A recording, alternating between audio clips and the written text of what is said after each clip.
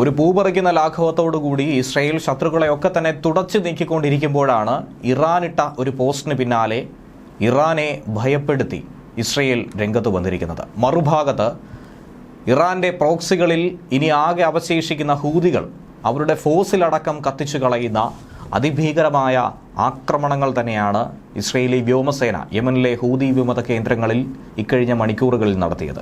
9 പേർ കൊല്ലപ്പെട്ടുവെന്നുള്ള സ്ഥിരീകരണം ഇതിനോടകം പുറത്തു വരുന്നു.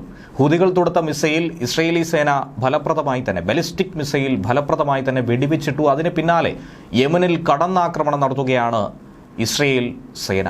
ഹൂതികളുടെ നിയന്ത്രണത്തിലുള്ള തുറമുഖങ്ങളും വൈദ്യുതി വിതരണ സംവിധാനങ്ങളുമൊക്കെ തച്ചു തകർത്തു.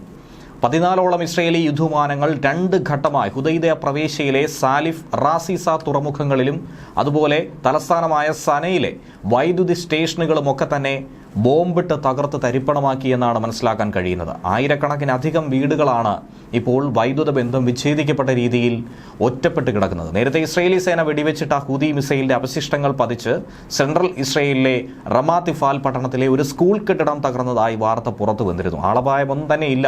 തിങ്കളാഴ്ച അമേരിക്കൻ സേനയും ഹൂതി കേന്ദ്രങ്ങളിൽ സമാനമായ ഒരു ആക്രമണം നടത്തിയിരുന്നു.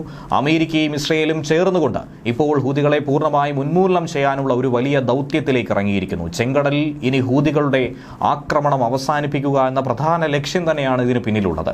ഇറാന്റെ പിന്തുണയോടെ ഏറെക്കാലമായി യമന്റെ പ്രധാന ഭാഗങ്ങൾ നിയന്ത്രിക്കുന്ന ഈ ഹൂതികൾ കഴിഞ്ഞ വർഷം നവംബർ മുതൽ തന്നെ പലസ്തീന് പിന്തുണ എന്ന് പ്രഖ്യാപിച്ചുകൊണ്ട് ചെങ്കടലിലൂടെ പോകുന്ന സകലമാന ചരക്ക് കപ്പലുകളെയും ആക്രമിക്കുന്ന ഒരു നീക്കമാണ് നടത്തുന്നത്. ഇതിലൂടെ അവർ ലക്ഷ്യമിടുന്ന കൊള്ളയും കൊള്ളരുതായ്മയും ഒക്കെ തന്നെ ഏവർക്കും അറിയാവുന്നതാണ്. അതിനൊരു ശാശ്വത പരിഹാരം, അന്തിമ പരിഹാരം എന്ന രീതിയിൽ തന്നെയാണ് ഇസ്രയേലും അതുപോലെ അമേരിക്കയും ആക്രമണത്തിന് മുതിർന്നിരിക്കുന്നത്. എന്നാൽ മറുഭാഗത്ത് ഇറാന് ഇങ്ങനെ മാത്രമല്ല തിരിച്ചടികൾ ലഭിക്കുന്നത്.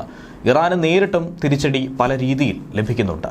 അവർ ചെയ്തിരിക്കുന്ന കർമ്മങ്ങൾക്കുള്ള പരിണിത ഫലം തന്നെയാണ് ഇനി അനുഭവിക്കാനിരിക്കുന്നതെന്നാണ് അന്താരാഷ്ട്ര നിരീക്ഷകർ ചൂണ്ടിക്കാണിക്കുന്നത്. ഇറാന്റെ പരമാധികാരി, പരമോന്നത നേതാവായിട്ടുള്ള ആയത്തുള്ള ഖമനേയിക്ക് ചുട്ട മറുപടിയാണ് കേവലം ഒരു ചിത്രം പങ്കുവെച്ചുകൊണ്ട് ഇസ്രയേൽ നൽകുന്നത്.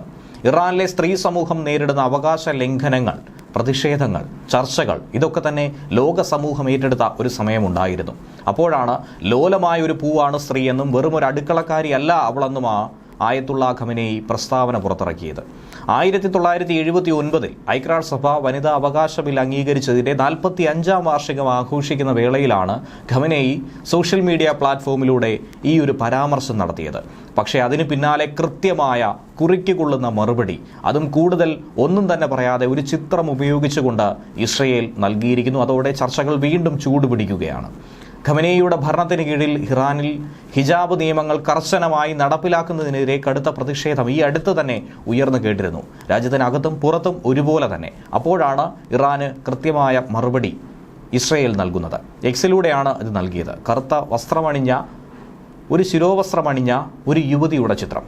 അതാരെന്നോ എന്തുകൊണ്ട് ആ ചിത്രം ഇവിടെ പങ്കുവെക്കുന്നു എന്നുള്ള വിവരമൊന്നും തന്നെ ഇസ്രയേൽ നൽകിയിട്ടില്ല. പക്ഷേ അതാരെന്നുള്ളത് ലോകത്തിന് തന്നെ അറിയാം.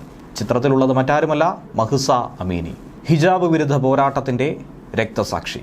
ഹിജാബ് ധരിക്കാത്തതിന്റെ പേരിൽ ഇറാൻ മതകാര്യ പോലീസ് അറസ്റ്റ് ചെയ്ത മഹ്സ അമീനി കസ്റ്റഡിയിലിരിക്കെ അതിക്രൂരമായി കൊല ചെയ്യപ്പെടുകയായിരുന്നു. 2022 സെപ്റ്റംബർ 16-ാം തീയതിയാണ് ഈ സംഭവം ഉണ്ടായത്.